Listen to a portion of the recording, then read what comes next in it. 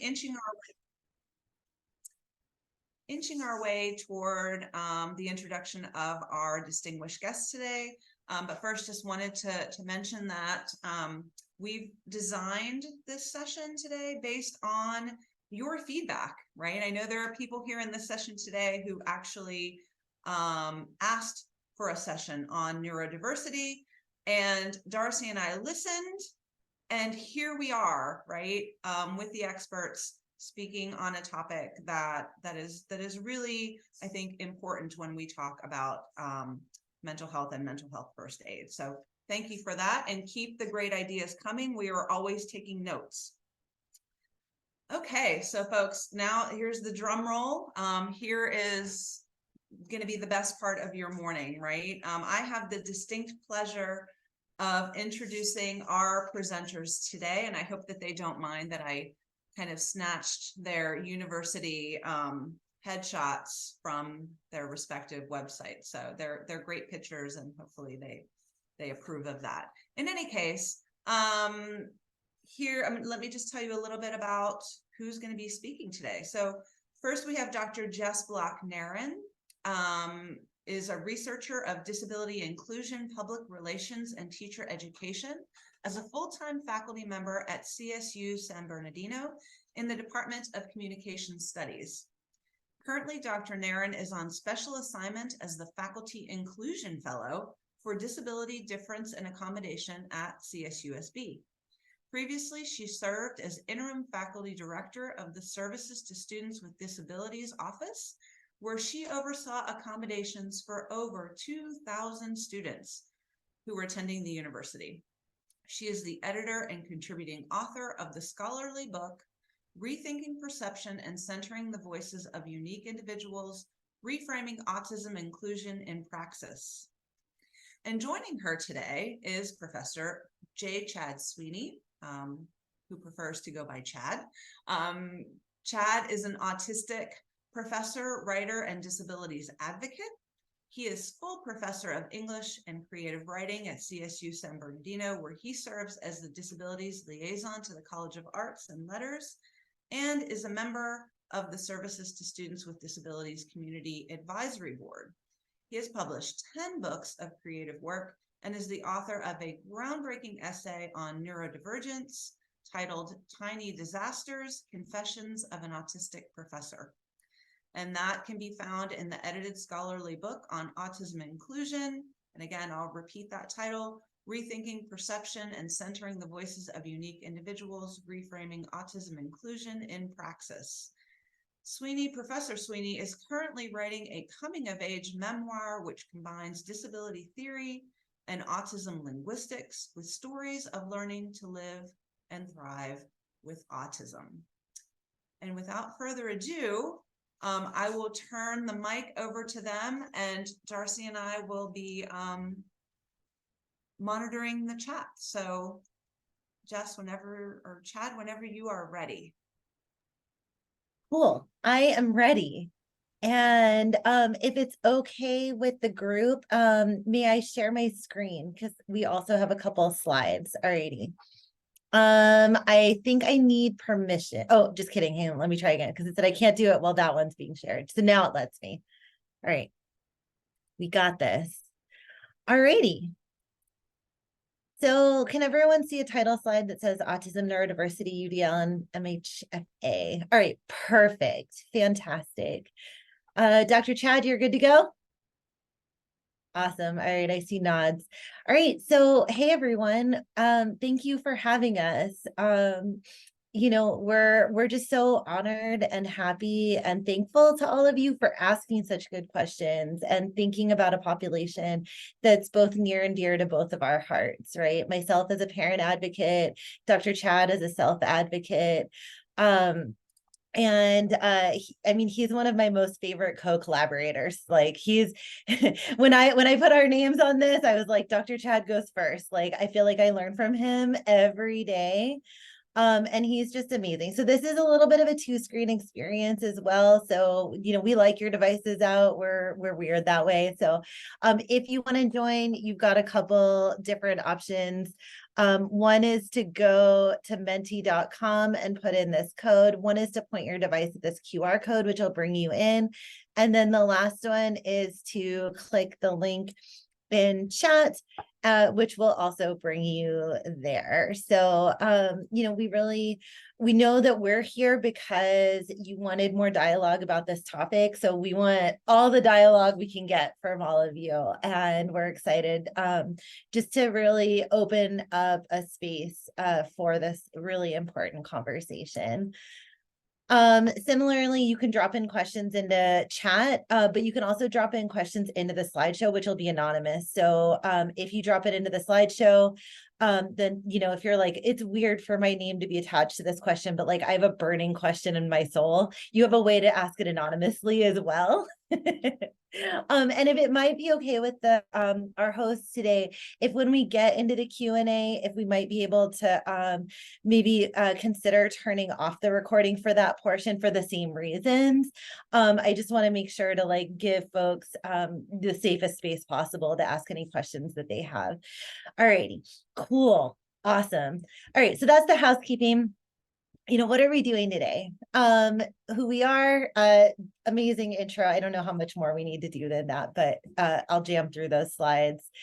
Definition of terms, discussion of the neurodiverse experience, a reflection on access, experience, and UDL, and an exploration of ALGEE and neurodiversity, and then a couple awesome resources.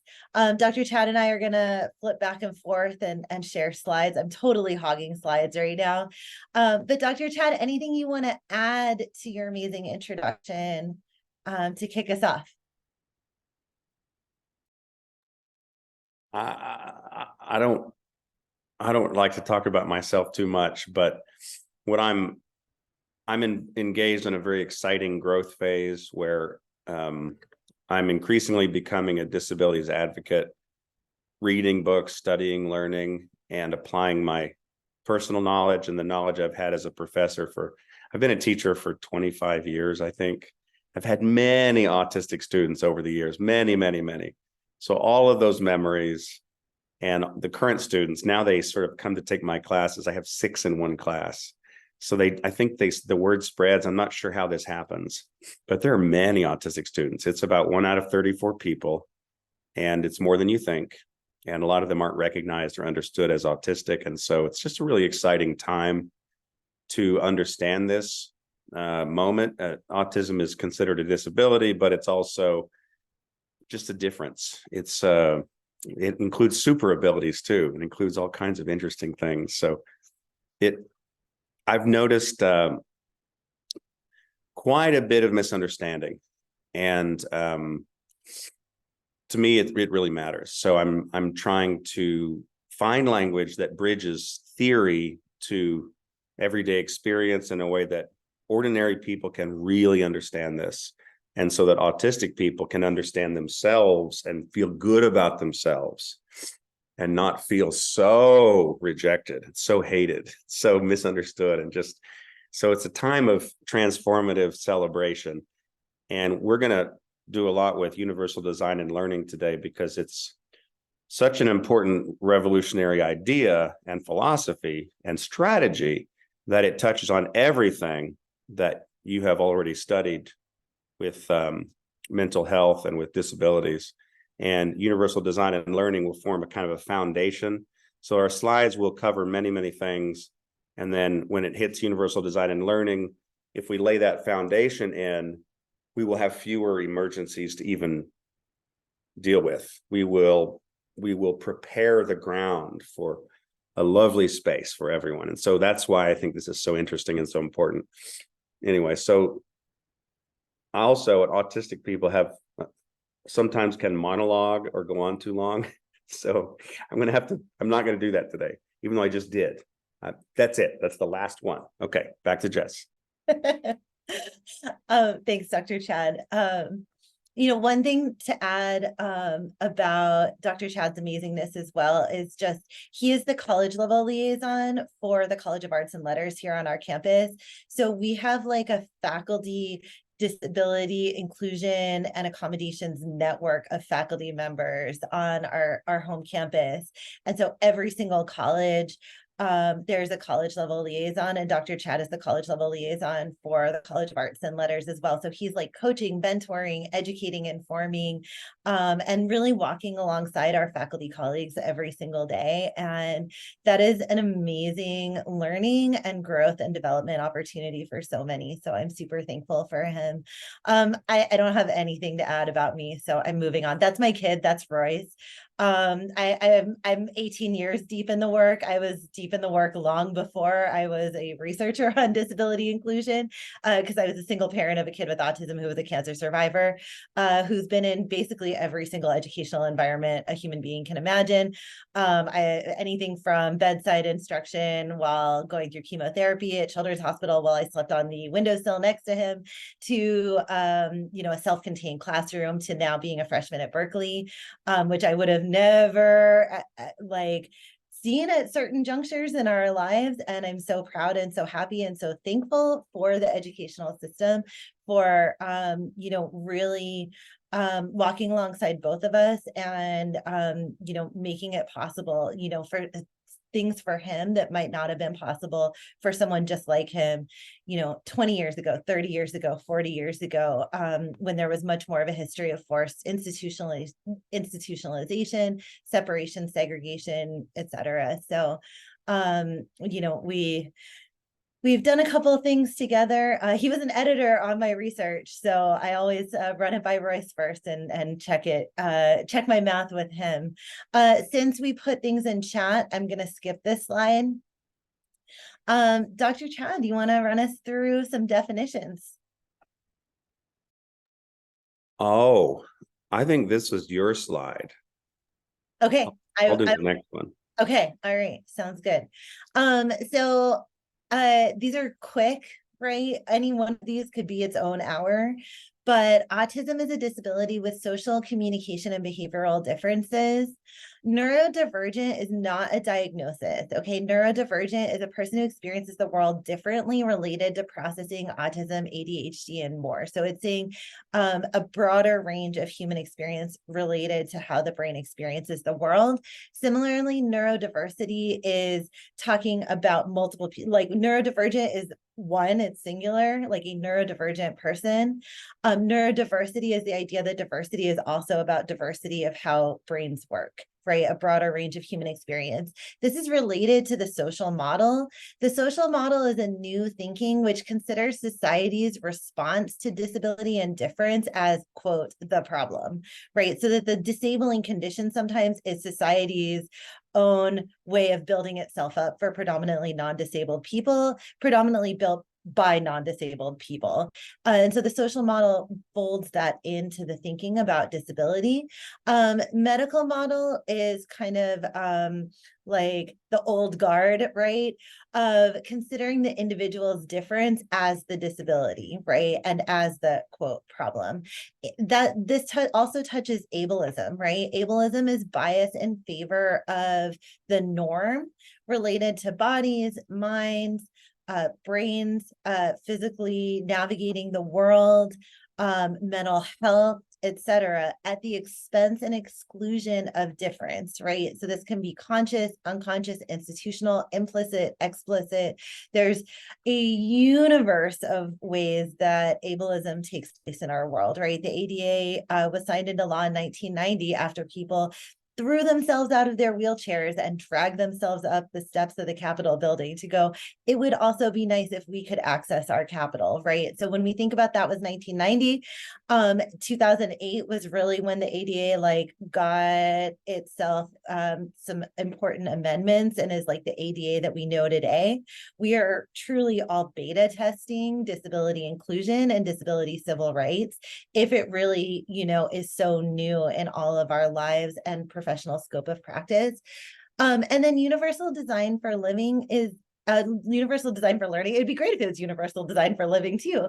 But universal design for learning is to design for variability, multiple pathways for engagement and inclusion. So it's really just expanding that norm, right? If we have that bell curve, why do we have that bell curve, right? That means people are falling outside the bell curve. And how do we feel about that, right? And what can we do so that we design for the entire range of that bell curve, right? And that's designed with variability, multiple pathways for engagement and inclusion. Alrighty, Dr. Chad, take it away. Oh my goodness, I love this slide because this is what it feels like to be autistic. If you look at this image, the mind is overwhelmed by sensory input and processes, thought processes, stressors, anxieties, feeling, touch, heat, gravity, proprioception, which is the pressure on the joints. So the mind, this is called executive function. What a normal mind does gracefully all day is integrate all those inputs and make sense of it. An autistic mind is overwhelmed by multiple inputs and eventually will begin to panic. So this is more about autism. And this screen says how autistic people feel processing information. So that's really a good moment. If you were driving and you had an instant to decide whether to turn left, right, or go through, that's the feeling. More about autism, a developmental disability, a lifelong difference. It's not cured, it doesn't go away. It's a different brain architecture. It's restricted and or repetitive behavior, especially among children. Sometimes autistics appear rigid because we are trying so hard to navigate through the day. We have a narrow path. We've learned if I do this, I make it. If I do this, I make it. If conditions look like this, I don't make it. So around scheduling, around sort of a pattern, a plan, how do I get there? We can start to look rigid and we can defend that rigidity. And that's where we sometimes run into trouble with non-autistic people, is because they don't understand what's happening. They're not reading us. They're thinking we're rude or pushy, and actually we're desperate. We're trying to hold on. We're just holding on. Challenges of differences in socialization.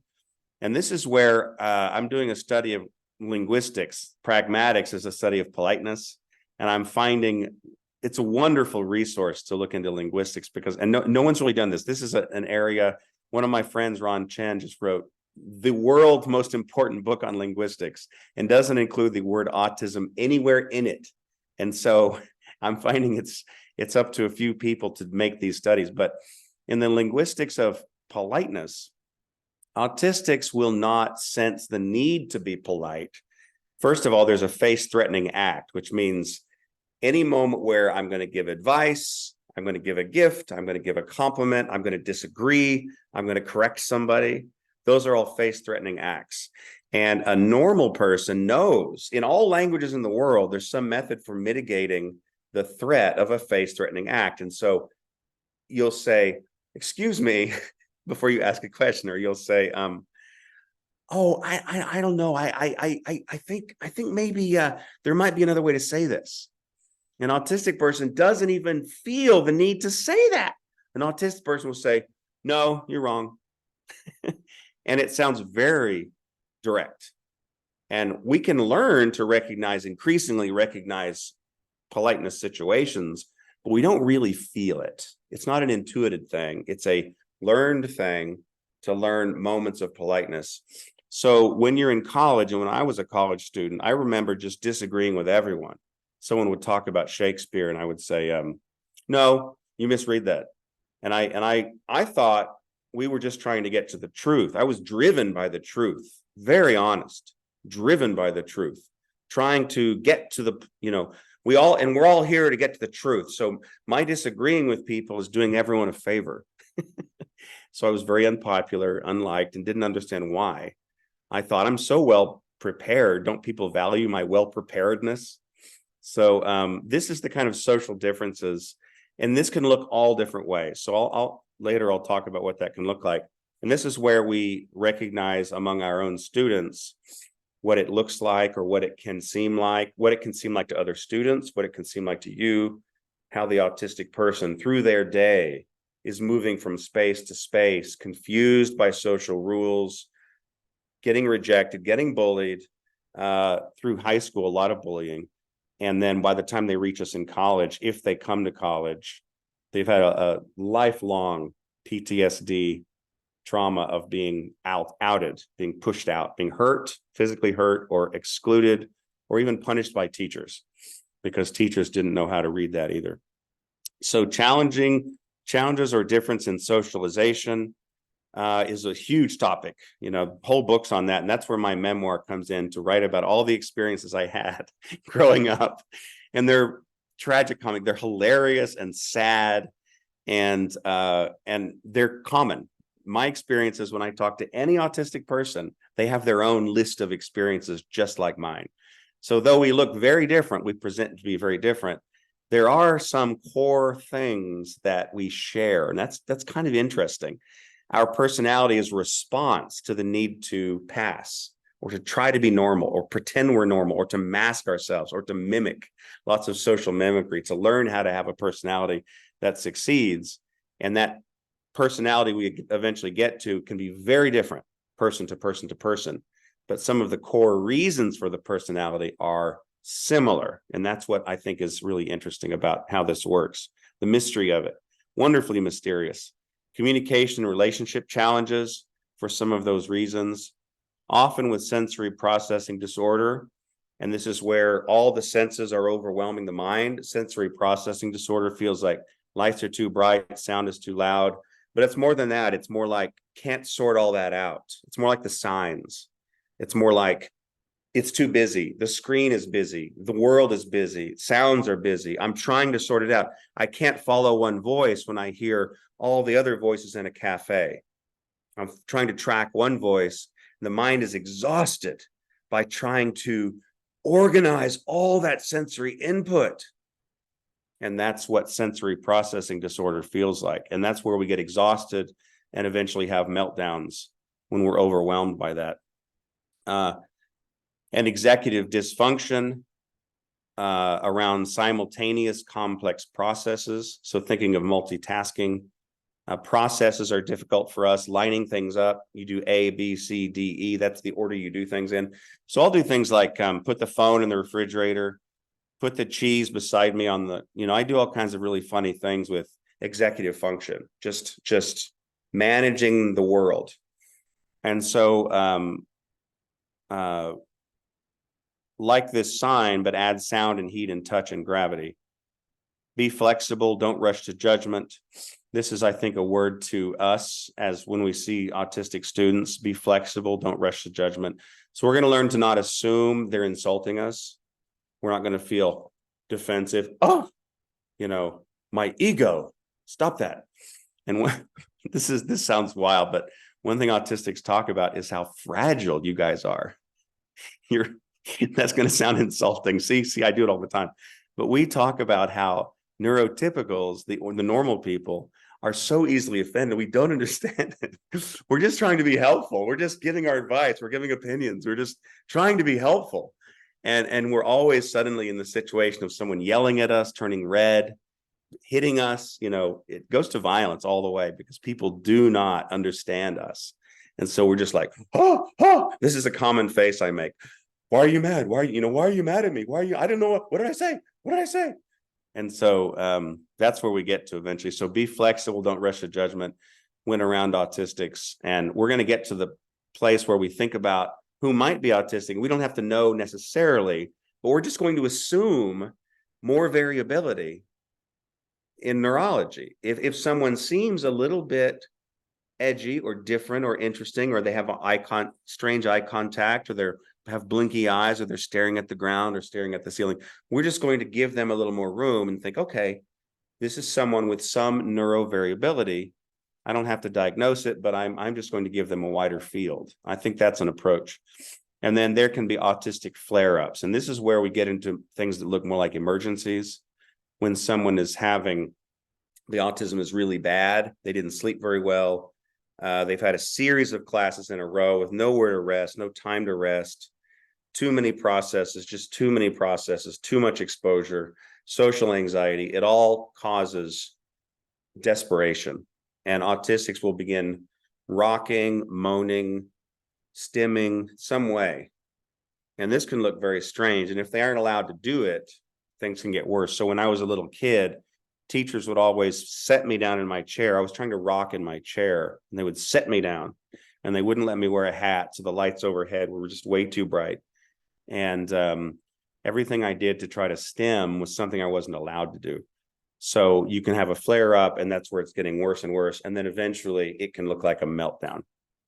So that's good for this slide. And the things I'm saying are setting us up for later. So we won't talk this long on every single slide. We're going to make it through this. Don't worry. Emily has an amazingly beautiful cat that I see walking around from time to time. So shout out to Emily and her cat. So ways we've seen neurodiversity in higher ed. Sometimes it can be a disconnect or a misperception, right? Like just misfiring, right? Like sometimes, my son, as he's talking with other people who are neurodivergent, they're like, how do these non-neurodivergent folks, how are they operating right now, right? It's almost like a cultural difference too. So sometimes it's like we can almost find ourselves accidentally talking past each other, which can be really relevant in mental health situations, right? Especially if someone who's neurodivergent is already kind of like bottled up, and they've been working so hard at trying to pass all day, and like worried about all the stuff that Dr. Chad just talked about, politeness, etc. Then like them articulating their mental health need, sometimes there can be some talking past each other. So that's something to look for, or try to like repeat back for understanding. Give it a minute. Executive function challenges, different inputs, different outputs, right? So the beginning of the neurodiversity space is on the other side of this wall. My students made these beautiful like sensory experiences for the space and donated them in their last day of class. There's like a walk in the park and like access to like natural things. And it's really beautiful. And it's like, they understood how much that could sometimes be a calming presence for somebody, or something that could really be grounding, right? So inputs and outputs, when someone's sensory experience of the world is different, can be, and it's valid, it's real. It's not any less real than how we experience the world. It's just a different kind of real. But that pressure and drive to be passing too is a pressure, right? I mean, I see with my son, he wants to go along and get along more than he wants to self-advocate, even in situations where he really needs to or wants to self-advocate as well, right? So there's kind of that critical scholarship Nepantla stuff happening for a lot of individuals who might be on the spectrum or might be neurodiverse, of like multiple things that don't go together going together anyways, right? And his orientation at Berkeley, he got turned away from the ADA table 5 times. I was standing next to him. He was like, hey, I need the ADA table because because I do, because I'm me. And they were like, no, you don't. Your line's over there. And so he repeated himself. And this is Berkeley, right? So Berkeley's still getting it wrong. We're going to get it wrong sometimes in the Cal States too. But like, we need to, give ourselves that grace and know that it's important. It's that important to involve in the work, that these moments still happen to our neurodiverse students and our neurodiverse populations very regularly, right? I saw this semester. So he was turned away from the ADA table 5 times. And after the 5th time, he turned to me and he said, Mom, I don't know what to do. I was like, it's okay. Let me, let's have a conversation about it. And then he was able to register at the ADA table, like kind of how he should have the first time. But this is the reality of things not going together, but still happening together anyways for a lot of this population. And there are those fluctuations across the hierarchy related to passing, right? So in one moment, people might go, I don't see it. And so I'm assuming your line is that line. And right, because we're very oriented towards physical disability. Sometimes the legacy and the history of disability inclusion began with physical disability inclusion. So there's artifacts of that within kind of how we're evolving in the work. And there are unlimited other manifestations of autism, disability, neurodiversity, neurodivergence. This is not one thing. There's so many different ways to be restrictive, repetitive in your behavior. There's so many different ways to have differences in your socialization or communication. My son was diagnosed in 2007-ish. And he was misdiagnosed the first time because he didn't spin wheels on cars. And I was really confused by that because I had read the DSM-4 at the time and I was like, that's not in there, right? But he is restricted and repetitive in his behavior and he's, doing a bunch of other stuff. But there is this misperception of almost like a restricted range of restricted and repetitive behaviors. That's part of the stereotype and the trope and like what we see in the media and TV. And so remember that there's an unlimited number of manifestations of neurodiversity within higher ed settings. Oh, we have a comment. If some of these experiences feel familiar to us, like sensory processing challenges, how does a neurotypical avoid minimizing a neurodiverse person's experience? I love that question, right? This is related to when people are like, well, we're all a little neurodiverse, which is also like a form of, erasure. Like we're all on a broad bell curve together, but we might not actually all be a little bit autistic, right? Like these are tropes that are out there. Probably people with autism are all autistic, but that's not all everyone. That's just one, fragment of a broader neurodiverse population.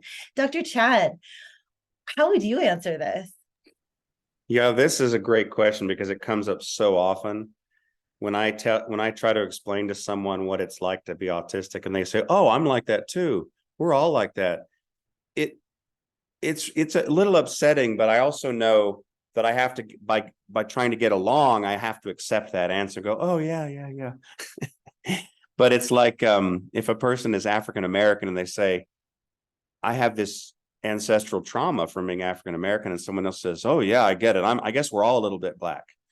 And it's like, no, you're really not. And so I feel like the thing to say, so the question is a really good one. I think it's fine to say, I have sensory processing challenges too. So I can really feel some of this. And that's a little different. That's direct. It's honest. You're not saying we're all a little autistic. People do have sensory processing disorder without being autistic. And so it's more common than we think about how many people have sensory processing disorder.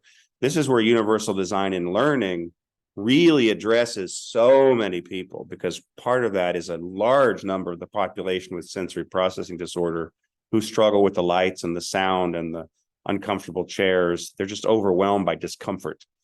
And that's where we aren't going to think of ourselves as rational brains just sitting on a pedestal anymore. We're bodies in spaces.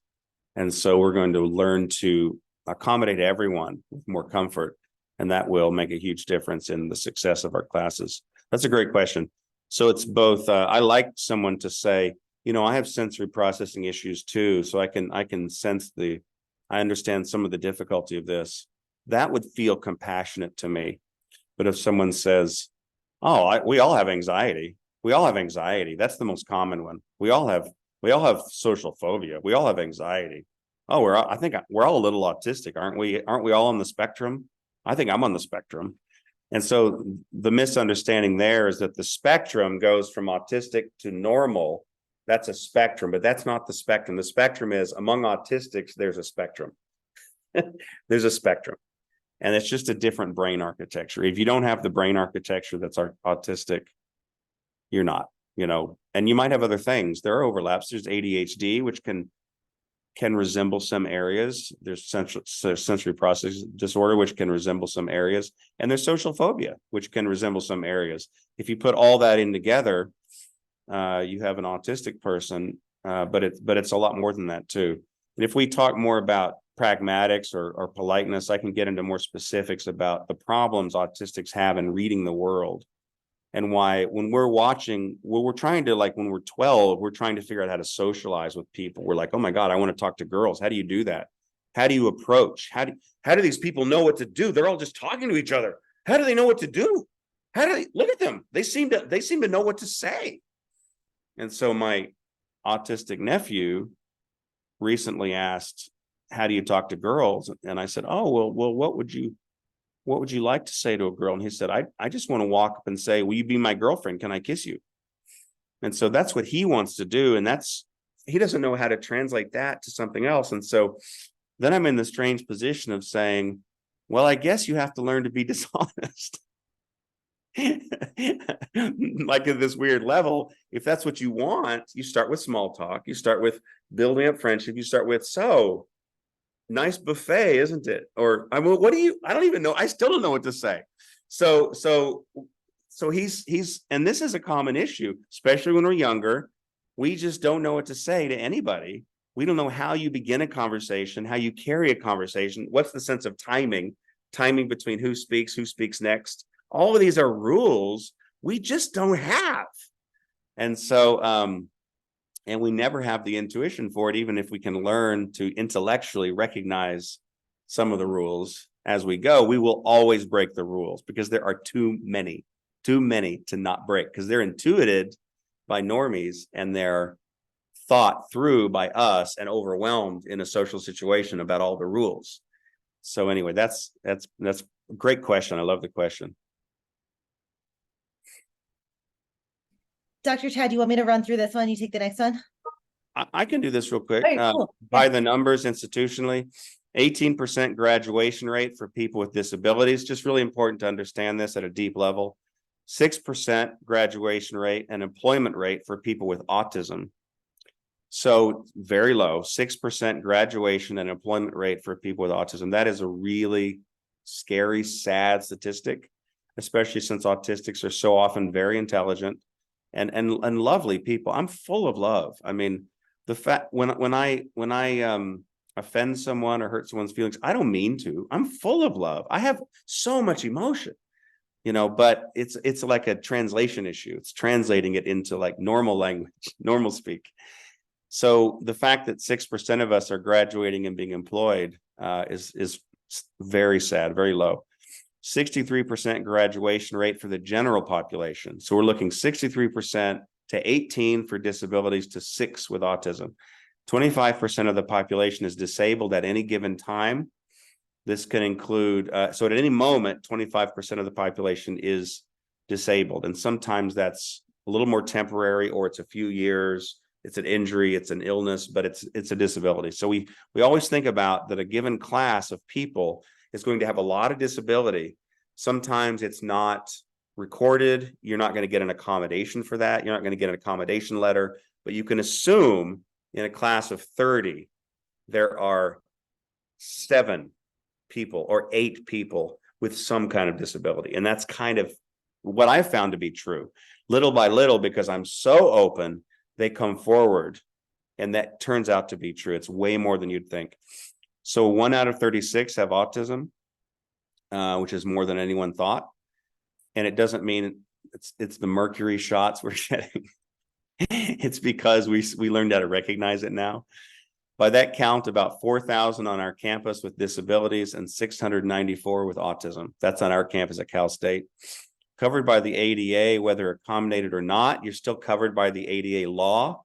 So the law is pervasive. It's everywhere all the time. A person is always protected by ADA law, even if they aren't accommodated. So they don't have to get I've seen teachers say, well, go get your accommodation letter. I'm not going to listen to you till then. And that's already illegal. It's illegal. That's discrimination.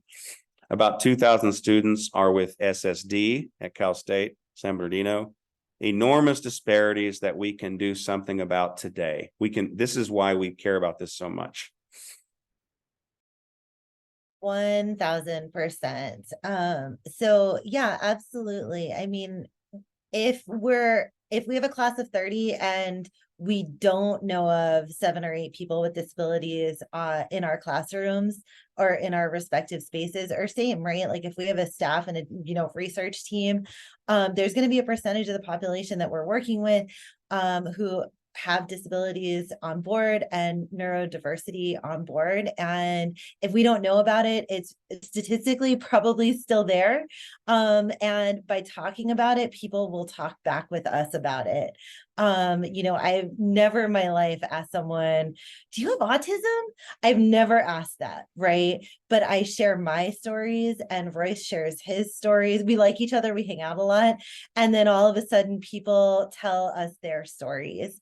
And so sometimes holding space is really just the acknowledgement that the space that we're holding anyways includes this huge population, in addition to so many other diverse populations, in our respective spaces. Approaching a meltdown. So an autistic meltdown occurs from a buildup of stressors. So things to think about, you know, when I would be walking alongside my son when he would have a meltdown, it was an emergency for him on the inside. It was not necessarily by definition a mental health emergency from the get-go on the outside, right? He was overwhelmed. His senses were overwhelmed.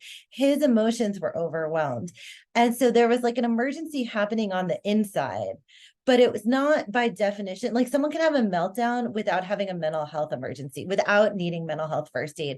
They could just have a moment of difference, right? It could be an autistic flare-up, or it could be like a co-occurring condition with like ideation and other stuff, right? So these two are different, but it's important to say, like, when you're interacting with a neurodiverse population, a meltdown does not by definition mean mental health emergency. It just feels, and it is an emergency on the inside. It was an emergency on the inside for my kid when it would happen, right? He would literally, when he would have a meltdown, as you know, in his meltdown stages, his feet would pick, it was like a cartoon. He would pick his feet off the ground.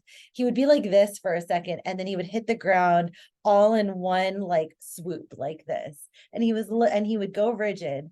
And most of the time he would try to hit his head on the ground first because he was sensory seeking. And it was terrible. I was like, there's an amazing brain in there, but like, I got to keep the skull intact long enough for him to be able to really access the full potential of that amazing brain, right? So his physical safety was an issue in that moment, but his meltdown and his mental health state were in a Venn diagram. They were not overlapped like this, right? He was having a period of overwhelm. Stressors can include sensory, just tasks stacking, right? Requiring complex executive function beyond what that person can take on in that moment. Social anxiety. You know, I'm a product of the Cal State. I'm a double product of the Cal State. When he went with me to my doctoral orientation, they had tabling. He sat with me through the whole thing. As soon as he saw the tables, he saw a gauntlet. He was like, yeah, I'm not walking through that with you. I'm like, then don't, right? And we're all going to interact with people where like, sometimes the first step of like being a really good mental health first aider for folks as they're approaching a meltdown is to just go with what they're saying. Like, people really know how to regulate themselves really, really well. So I have students who are neurodiverse in my class right now, and sometimes they're like on their phone their whole class. And I'm like, you know what? I believe you need to do this. You know, I believe that you know you and you know your state, and like, this is what you're doing, and that's fine. You know, and they're doing well in my class. It's not an issue. I have students who are neurodiverse where I'm like, hey, let's get together in a group. And they're like, I want to work alone. And I'm like, I believe you, right? Believe the person as they speak into their experience. Sometimes it can be too much uncertainty, lack of sleep or food, or triggering of like PTS type conditions of prior trauma, right? Bullying, miscommunication, overwhelm, things that have happened in the past, can really come along for the ride sometimes. So all of these are a bit in play. Dr. Chad, I'm going to check the questions in the chat. We just like blew up. Do you have anything to add to that while I start? Yeah, let's just focus in on that slide for a second. Go back up real quick. Yeah. Real quick. Let's kind of these are good points. Let's make sure we get these points.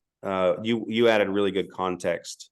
Some of these are really foundational, so the two things will combine for a good effect. And I answered some of the questions, and we'll keep getting back. But an autistic meltdown occurs from a buildup of stressors. You can think of it this way.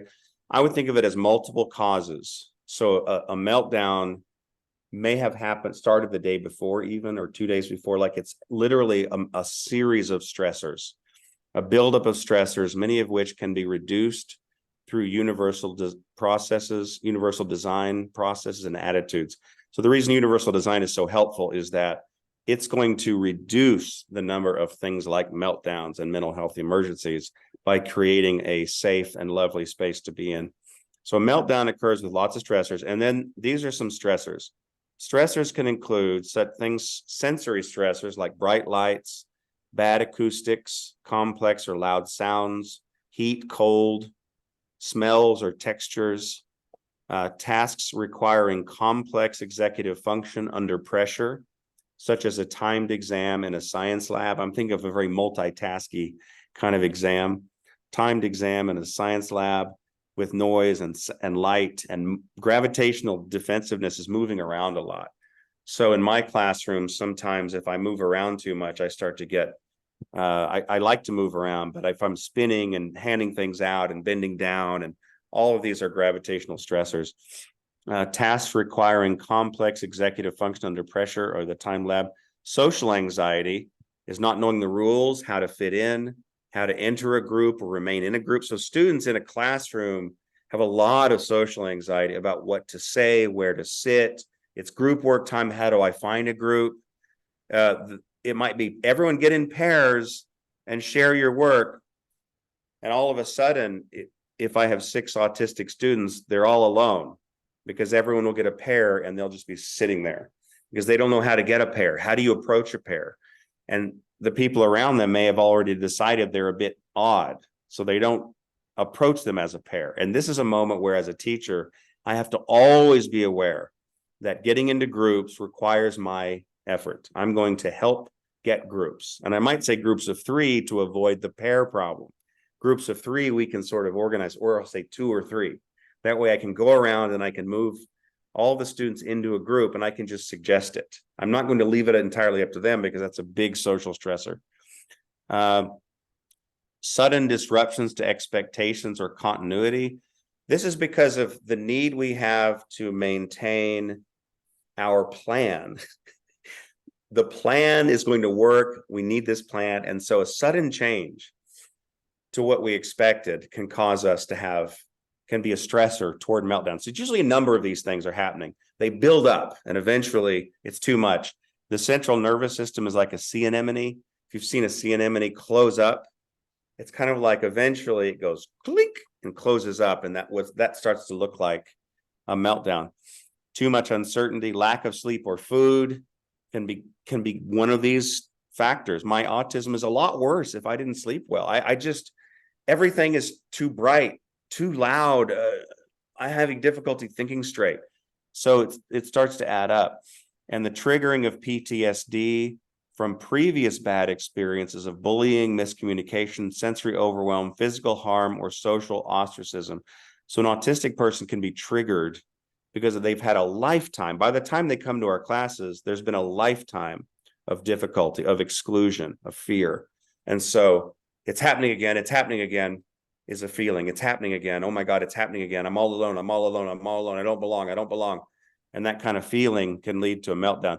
Something Jess said is really important here, that a meltdown is only harmful to the autistic. It may look like dangerous to someone else. And that's what happens is a person's having a meltdown and they are rocking or running around, or, you know, sometimes mine look like catatonia. I just go into a trance and I don't remember. I just have this trance for like 2 or 3 hours. And that happens to me, unfortunately, quite a bit because I work really hard. I push it to the max and I go into a meltdown a lot of times. But for some people, it can look threatening, weird. And when the police are called, the police say, "What are you doing?" Da, da, da, da, da, da, da, da. And the autistic person is just overwhelmed by stressors. They may look like this. They may be running. They may be hitting a wall. Anything can happen. But the thing is, the danger is inside of them. It's terrible to have a meltdown. It's a terrible feeling. It's exhausting. It's like a seizure. I almost think of it more like having a seizure. And I'm not trying to make a false comparison, but it's more like a seizure than other things. It's more like a seizure than it's not a temper tantrum. It is not intentional. It's not ego driven. It's not anger. It's desperation. And it's an internal sensory nervous system eruption of, I can't take this anymore. And the sensory nervous system is shutting down. So that's what makes it a kind of emergency for the person. So we think of it as the person's having an emergency. How do I calm, soothe, not punish them? And later I'm not going to punish them either. So they shouldn't be kicked out of class, kicked out of school. The police shouldn't tackle them. These are all responses that really do happen. So it's kind of a special case. That's why I think that's why we're here, because it's a strange, unusual, misunderstood, and special case. And I noticed someone up here, who was it? It was a wonderful comment by Jacqueline Romano, said that I believe autistic persons are misunderstood and labeled as aggressive or with problems. That's often the case. Yeah. So we're trying to understand that and find a way to undo those perceptions. It's not aggressive at all. It's actually just not aware of the effect of the voice or the tone. It's just a lack of awareness. It's really not aggressive at all. Okay.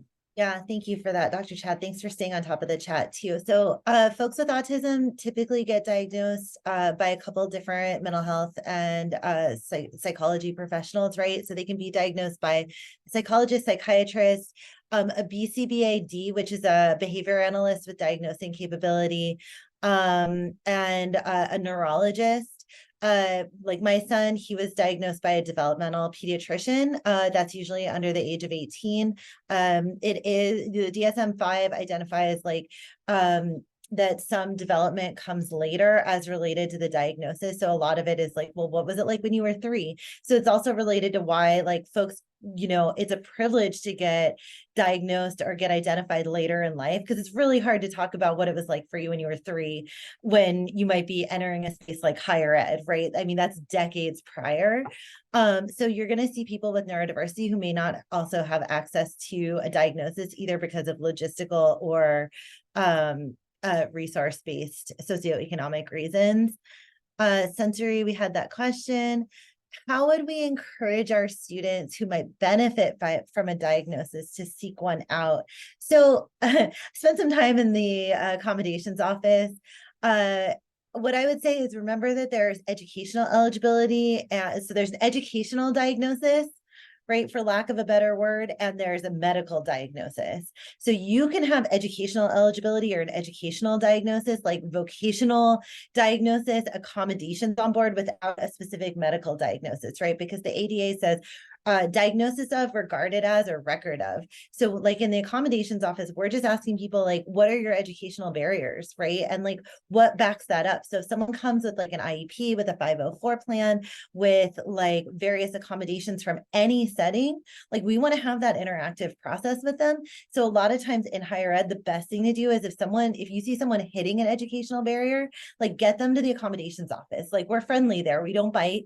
And we want to make sure that if someone's hitting a barrier related to how they experience the world, that they get what they need, right? And that's really the purpose. And we really, I mean, we're the Cal States, like we're pretty good at acknowledging that, you know, in an underserved area like San Bernardino, that they might be hitting those barriers, and a barrier might be getting the diagnosis too. But we want to make sure to like look at and help them with their barriers within the setting that's under our control. The reason I asked is because there are many students I suspect have autism, but they're not aware. So a lot of people in our region are under-identified, right? We have in the K-12 right now, we have a huge pipeline of people with specific learning disabilities and speech language differences, which are both related sometimes to an autism diagnosis, but they never made it to the autism-like condition educational eligibility. So the numbers bear that out in the pipeline coming up to us. Absolutely 100%. We may not necessarily, I mean, thinking about algae, right? Like we may not necessarily be able to help as much in this area, but what we can do is we can get them connected with really good resources on our respective campuses, right? So if there's a disability identity center, right? If there's a neurodiversity space and the accommodations office, like walk them to the accommodations office if you see fit. I've walked multiple students into our accommodations office. All right. So Dr. Chad, we have 12 minutes left. Do you think we covered this one enough to get to keep going to like the next one, or to kind of introduce it into UDL? This is, yeah, we said all of this. I didn't mean to say it all, but I guess I did. So let's get to UDL, Universal Design for Learning, because it's a beautiful topic. Oh God, this is good. You guys are going to love this. Yeah. You probably know a lot about it already, but this is where we are. If we could translate this into university settings, this will make a world of difference. So respect to Dr. Chad because he is doing such a deep dive in UDL. And I love that because the students coming to us, they're being taught by certified teachers, that credentialed teachers who have to have UDL as part of being credentialed. So our students may be more used to this than we are, right, as content area experts. But like the tools are here and we can access this, and it's going to help even beyond the classroom setting. Anywhere in the settings that we touch, this is going to help, right? So UDL is multiple teaching modalities, sensory pathways, formats, action and expression, engagement, assessment, having a wide path to success, right? There's not one way, because a lot of times, sometimes one way is like our way. Well, I did it this way, right? But our students accessing our educational spaces are already different than us, right? They're coming up in a different generation, in different socioeconomic environments. Like they're already different than us in a million ways. So like, let's make a wide path, because if we're just making how we did it, that might not be how they might do it, right? Whether they're people with or without neurodivergence. And inclusion from the beginning. So take it away, Dr. Chad. Tell us about UDL. Oh, well, so the most often used current model is to design for an imagined normal body and mind. This is where we are going. I think we're in the moment of a great transformation. What we've been doing is we design everything for an imagined normal, and then we provide the bare minimum accommodations for everyone who can't do it, who doesn't have access to it, or who struggles with the normal. But no one is normal. There's no actual normal. So when you design for the imagined normal, you're designing for no one. So universal design model seeks to design toward variability up front. The normal is variable, assuming that a normal group will include lots of variability. And that includes so many areas. It's ethnicities and language. It's also lifestyle. It's also things like multiple modes for learning. And so you guys know this really well, but there are the multiple intelligences. There's auditory, visual, touch, physical intelligences. There's intrapersonal, where intelligence is like a emotional intelligence of interpersonal connectivities, intrapersonal intelligence of knowing yourself really well. There are these multiple modes of teaching that what's interesting is K through 12 are making a lot of progress here, but we're all such expert professors. We're just supposed to know how to teach without any training in teaching. And so it's now our moment to translate universal design and learning. So UDL, assumes variability instead of assuming normal. It designs everything differently, including sensory atmospheres, class processes, and policies. And class processes are different. So let me just give a really quick example. So the main discussion model we use is, this is my favorite, we ask questions and people raise their hands and they talk. And that's a great way to do a class, a discussion model. Nevertheless, it requires someone to be able to formulate their thought, translate it into speech, and have enough social safety that they can raise their hand and speak out loud. And so universal design model will give that's one way, but we're also going to say, everyone write down on a card your answer. Everyone write the answer, and then pass them up and I'll read some out loud. So there are more than one way to participate in the engagement process. I'm going to present information through multiple modes. There's going to be visuals, there's going to be sound, there's going to be movement, and then I'm also going to accept multiple modes. I'm going to create engagements along multiple paths. We're going to have small group work, we're going to have individual work, we're going to have a variety of ways to assess what someone has learned. So I was talking to someone in communications just last week, and they said, well, the class is oral communications, so we have to expect people to give speeches. I said, well, that's true, but some people are very good at leading a dinner party. Some people are very good at oral communications in a kind of a social setting. So imagine an assignment, give an assignment where they are leading a talk show, and they are going to invite guests onto their talk show, and they're going to organize a conversation. So instead of giving a speech, you're treating their strengths. They may not be able to give a speech as well, but I'm going to assess their learning through different models. And I'm going to find where their strength is. rather than where their deficit is. So moving toward a strengths model is profound, and it requires a lot of flexibility in us, because we really, really did learn ourselves how to be judged by a deficit model. We were judged by the deficit model. And if we continue quizzing, testing, and assessing by the deficit model, we're missing out on a lot of possibility. So universal design does not seek to punish deficits, but instead seeks to empower strengths.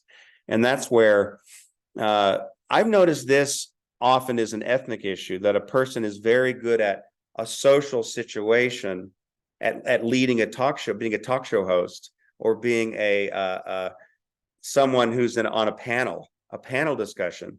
Very good at that, but not as good at giving a speech to a big group of people.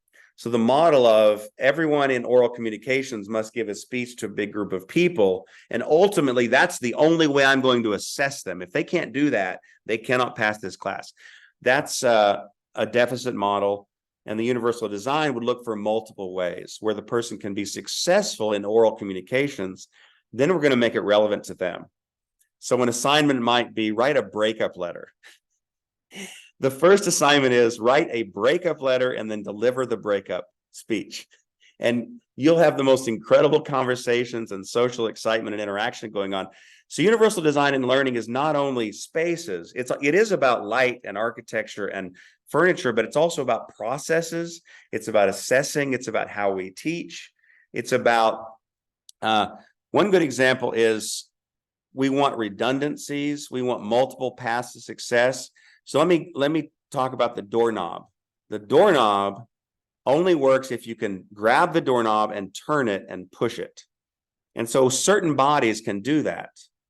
But a universal design door will have a bar where instead of having to put your hand on a knob and turn it, you can push any part of that bar. You can just push it and the bar will open the door. Or you can pull it and the bar will come this way.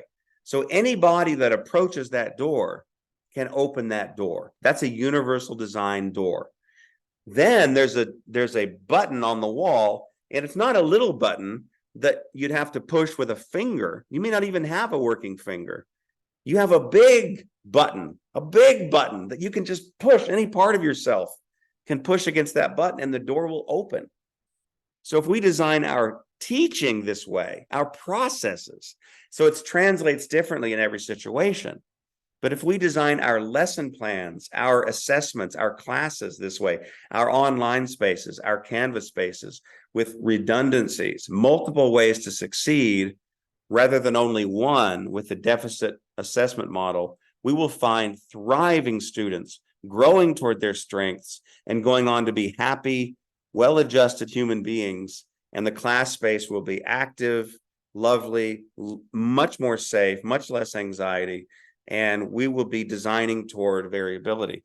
So it's a deep idea, and it's not simple to simply recommend what to do. In each case, it would be different. So a math class, an accounting class, a business class, an English class, each of these requires different translations from the idea into function, into process, practice. But it's there. This is the moment of a great change and a great awakening. So universal design also designs for cultural, linguistic, and gender differences, as well as differences in ability. So what I'm saying about disability also works for everything else. We really think about the variety of people we have in our classes, and we design for them. The universal design is for variability, really celebrates diversity in a way that honors it. In this way, UDL is a versatile and intersectional approach to diversity, equity, and inclusion. So this is a big part of it too. UDL believes that by designing for variability in bodies and minds, everyone benefits. And a famous example of this is the curb cutout was originally made for people in wheelchairs, but the curb cutout ends up being useful for everybody. When you're walking on the street and the curb, suddenly there's a cutout and you just walk up the ramp onto the sidewalk. People pushing baby buggies, people carrying boxes, people who just struggle to pick up their feet that much because they're a little bit older. It's nice for everyone. So universal design does this thing where we suddenly realize our bodies and minds are comfortable. None of us exactly fit. So if the variability is there, we all suddenly fit. And that comfort and that connection and inclusion. Another example would be this. Notice how on our syllabi, we always put disability statement last. That is not universal design and learning. That is the tag on. And it says language like, if you need a disability, you can go to the SSD office. I just had to say that. So piss off. And that's the feeling it gives, is that it's a tag on. And then if there's a table in the room for disabilities, where is it? It's over on the side. It's way on the side.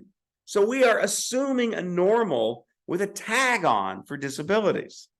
And this, the way we're thinking about it, there's so much change we can bring to this. I've been trying to tell my colleagues to turn the lights off over my head where the teacher is, because when you're sitting in the student's position, looking up into those lights for hours, 6 hours, 8 hours a day, it's deadly. I can't do it for 5 minutes. So students, no wonder we have so many students dropping out. No wonder we have so many students who are afraid to go to class. They may have anxiety without even knowing it. It's the lights. So, but when I tell this to some colleagues, they'll say, I don't want to do that because I think they'll fall asleep. And that's a projection of their own need onto the collective. That's how, and we do this so often. And I did too. When I first started teaching, I did a lot of projecting my own needs onto students. And little by little, I've become more and more and more flexible. And I've realized how wrong I was. And so this is where humility comes to mind. It's just like, oh my God. Instead of defending my position, I'm thinking, oh my God, I can do this better. I can do this so much better. And Well, so you have that upper, sorry, Dr. Chaddick. that's I UDL. love what you're saying so much that I just barged it on you. I apologize. But I do love what you're saying, and I appreciate it. And it's like we have these opportunities to interrogate our practices as it relates to this, right? So we may never get to ALGEE without kind of setting the stage for it as we serve our neurodiverse populations, right? Like that, those opportunities for listening, you know, getting people to resources and self-care and professionals might not cross our paths unless we set the stage for it, kind of thinking about like Maslow's hierarchy of needs, right? Like this is the safe space that can lead us to ALGEE as we have, you know, X number of students with disabilities and X number of neurodiverse students in any given class at any time, whether we know it or not. We're like overflowing in questions. We could talk, clearly we could talk about this for hours. Expanding the range. I'm gonna like, if it's okay for you, Dr. Ted, I'm gonna jam through some of this really quick to get to questions, right? That's that bell curve that I was talking about. Like we can think about designing broader, right? I used to make an assignment that was like 1 sentence long and people would be like, what do you mean? And I was like, let me make you a video. And I would read the 1 sentence and people were like, oh, that's what you mean. I don't care. I can record me reading the 1 sentence too. And if it helps someone access it, great, fantastic. It's not an issue unless it's also about like how we experience this as it's unfolding around us, right? So the ALGE, algae and neurodiversity, even with UDL in place, we still give accommodations, protect full access and inclusion, disability, civil rights. Like this is our obligation, but also like this is our opportunity to rise to the occasion, right? And then note that these may all look different as you're serving this population. Assessing doesn't mean diagnosing, right? And that's the same as in any kind of algae situation, but assessing may be, you might be assessing different stuff, right? Just someone experiencing the world differently might just mean they're experiencing the world differently, but it might also mean that we go into this nonlinear process if there's other cues and clues, and those cues and clues might be different for this population, right? Listen and observe and draw inferences. Is this a different day for this person than other days where you've interacted with this person, right? Might they be having a flare up? Is there something that is happening that makes you see, okay, well, on a typical day, as I interact with a student or person or individual, they might repeat themselves once, but today they're repeating themselves like 20 times, right? Maybe they're alarmed, maybe they're under duress, right? They might not say it, but there might be clues and inferences, right? Give resources, personally connect. This might really be the population where you're walking someone into the CAP center, you know, like our mental health center or our accommodations office, like just going, hey, it's really good. I really recommend you going there. You've now given that person who might be in a situation, a mental MHFA situation. You're not giving them a list of one thing, you're giving them a list of 6,000 things. And we might just not experience it that way because it's not a list of 6,000 things to us. Right? Encourage professional help, encourage self-support strategies. And those might be different too, right? Like, hey, go to the neurodiversity center, play with our walk in the beach box, right? That might not help one of us, but that might be a really great sensory calming experience for someone, or even just a calming experience to be like, I'm in a known safe space for me. Right? I can let my hair down. I'm going to be surrounded by people who I don't have to like mediate every moment to moment experience. We're like, oh my God, Dr. Chad, we're like overflowing in slides here. I'm going to put up the scenarios like slides, and then I'm going to go to questions just to make sure to get everything because we're into our question zone. Comment, modification and accommodation of instruction is part of the training of teachers at K-12 level.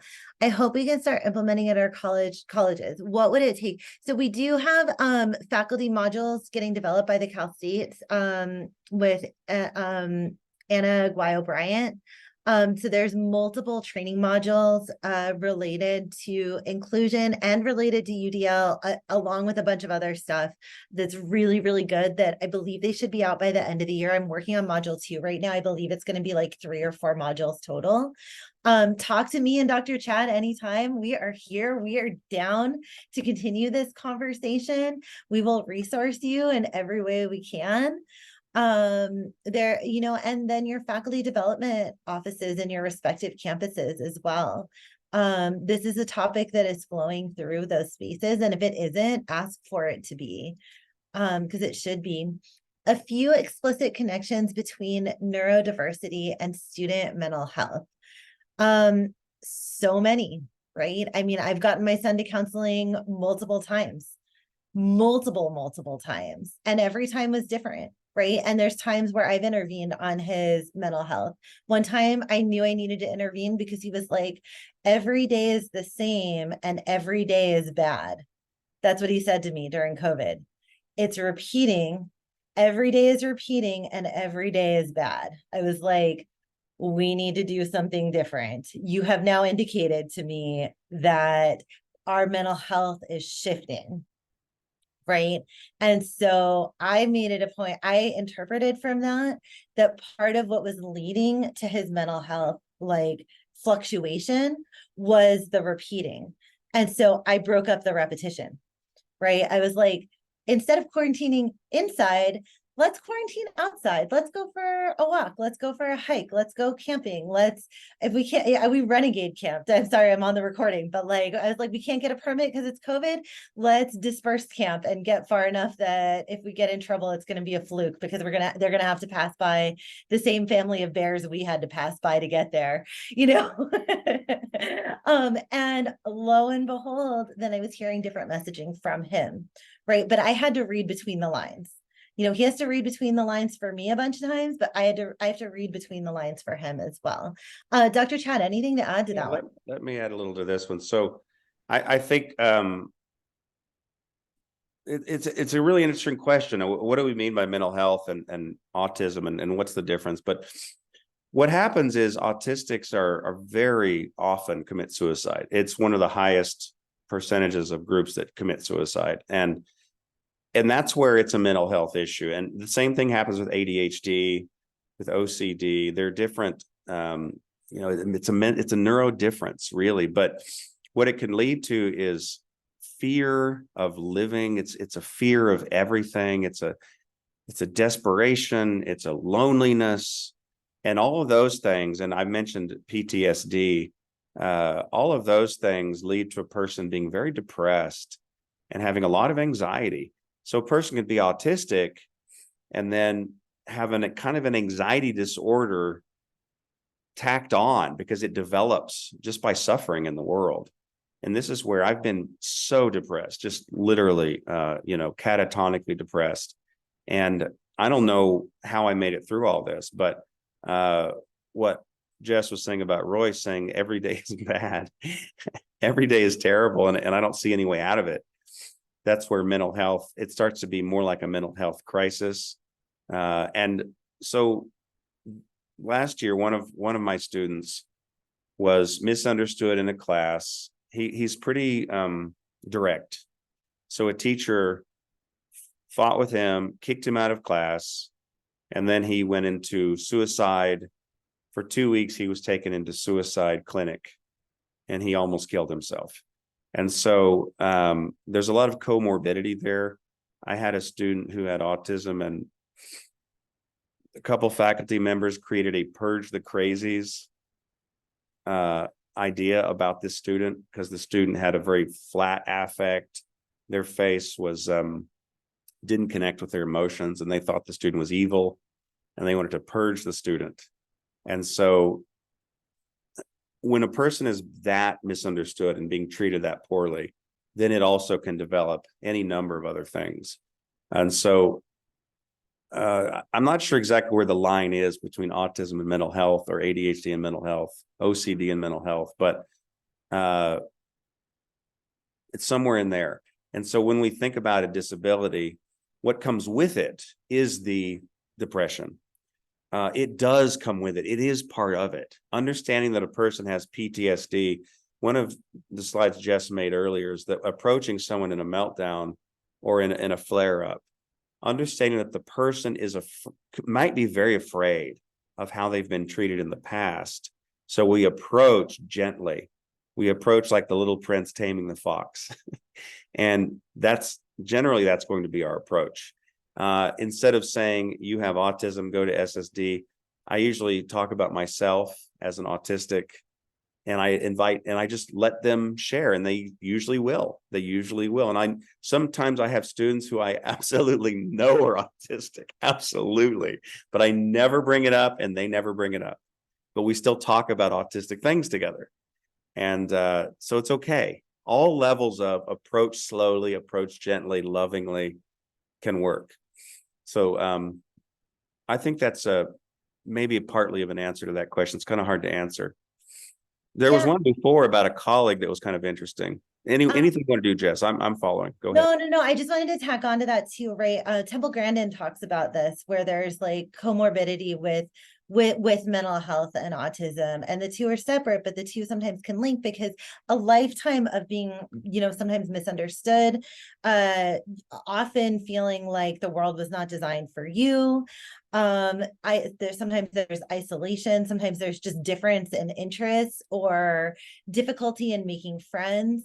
All of these things can compile into things like what Dr. Chad is talking about, sometimes like anxiety and depression. And anxiety and depression are not autism, but a lifelong difference where you sometimes are trying to fit into a world that does not make space for you, can lead to these additional diagnoses, right? Or these additional like moments of, and so that's really where understanding the two, it's different every single time, right? There's a saying with autism, if you met one person with autism, you've met exactly one person with autism.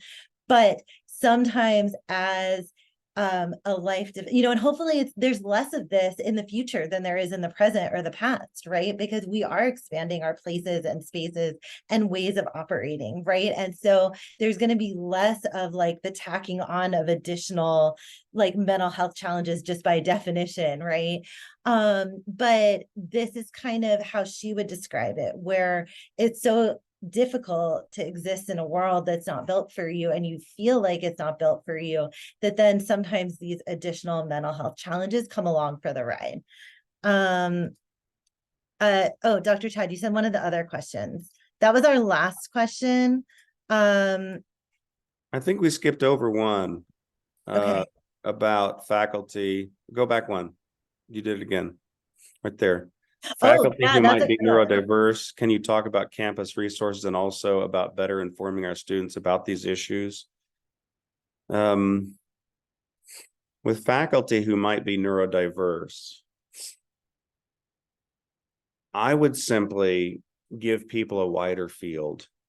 In my memoir, I spend a whole page on explaining this one time when an autistic friend of mine was talking me to death, and I was exhausted of it. He was monologuing, and I couldn't take it anymore. And it was his daughter's birthday, but instead of talking about his daughter's birthday, he was talking about other things. So even me, though I understand he's autistic and he's giving this talk to me, but I knew not to hurt his feelings, not to blame him. I knew to not go, shut up, God, this is your daughter's birthday. This is all you can talk about. You're driving me crazy. I knew not to say any of those things. And those are the things that are said to me.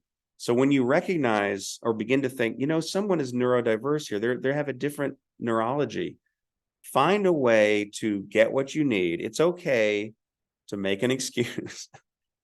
And sometimes you just have to say, I've had colleagues say to me, I'm really busy. And you know what my answer is? Oh my God, me too. Can I help you with your busyness? What can I do? What can I do to help you with your busyness? And then they might say, oh, I just haven't been sleeping much lately. I'm just really tired. I kind of need a break. Oh my God, let's talk about that. Tell me about the break that you need. And so what they need to say to me is just, I need to work on my own in my office for a while. So please just let me work on my own in my office. And then I'm like, oh, of course, of course. So that's where direct speech to an autistic person is not rude. What happens with autism is normal people will speak indirectly to avoid being rude, but an autistic person will not hear it. We don't speak indirectly, we speak directly. So we don't hear indirect. We don't even know what you mean. You have to tell us.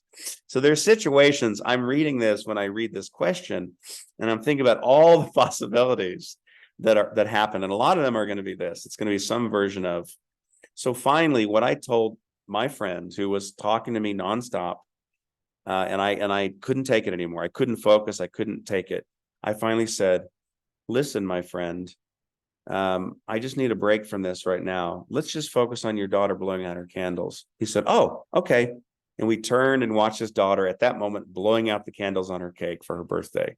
And he wasn't upset. The point is, I spoke to him in his language, which is also my language. It's the language of direct.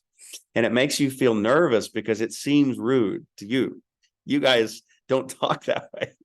You say excuses, or you say things that a person should get. They would normally understand, but we don't hear that. We just hear the direct. And so if you don't say, let's change the topic, I'm tired of talking about this, that's the kind of direct speech we need. And you can say that without being angry. And then we're grateful for the chance to have learned and then adjusted. We love to adjust. We just don't know we need to adjust. So I'm reading into the question, what about faculty who might be neurodiverse? But I'm looking at, let's find a wider tolerance for each other. Let's assume there is variability, and we'll just give a wider field. There's a great quote from Suzuki Roshi, a Japanese Buddhist. He says, if you want more control of your cows, give them a wider field. So this is a nice approach for neurodiversity. And then can you talk about campus resources and also about better informing our students about these issues? Well, when I talk about, this is where I put SSD, not at the end of the syllabus, but I actually spend a moment on this. Assuming I have a few students who have not been diagnosed yet, or have been diagnosed, but they haven't gone to the SSD office, I say, we have a great SSD office here on campus for disabilities. Oh, it's wonderful. So many of us have disabilities, and sometimes we don't even want anyone to know about it because, in high school, it was stigmatizing, or we got bullied, but things are different in college. It's going to be different now. So it's really good to go to that SSD office, and the care team is fantastic. I need a counselor. I mean, Are you kidding me? We're in college. We are going through so many life changes. It's wonderful to have a counselor. There's no shame at all in that. And so I really forward that. I make a point of it. And I give them the information on the care team, which is psychology, mental health. And I really forward that, no shame at all. And the results are very good. This is where we assume variability. This is, in a way, a universal design and learning strategy, because we assume the normality of variability rather than tacking it on and going, if you need help, there is some over there. That's assuming the normal, and anyone who isn't normal is weird. And we're going to send the weird. If you're weird and you need something, go to the weird store. I'm going to assume variability up front and say, I have a therapist. I love my therapist. And I'm going to forward this and make it normal to be variable. And so that's an approach that goes with the question. It's good to know those numbers, and we can walk students over. We can also make it seem it's just a nice place to go, really get a counselor to talk about things. And you can always talk to me, but I'm not a professional, but maybe we can walk over there together, things like that. And that opens the path. And then they usually step into it. When the path is there, they step into it. One thing to add to that too is just in terms of like neurodiverse, anyone on our campus who's not a student, right? Staff and faculty alike, that does, we've got these silos in our respective institutions, right? So some of that does live in that HR realm, right? If you need an employment accommodation, even our student assistants, if we have student assistants who are making money in a job as a student, but as a student assistant, there is a universe of HR accommodations beyond what we think of when we're thinking of like student accommodations and the accommodations office as it relates to curricular and co-curricular spaces. And so there's a lot to navigate. A little bit of my role as faculty inclusion fellow is almost like being a concierge, right? Like, hey, let's chat. And then let me, you don't need to know the entire institution, but like once we have a conversation, like let me get you connected with where it might be really beneficial to go next. Whatever that might be, right? I have faculty colleagues where they're like, I have to remediate every document I've ever touched in my lifetime. And I'm like, wait, hold on, we have a remediation office. Like, let's talk, like, let me introduce you.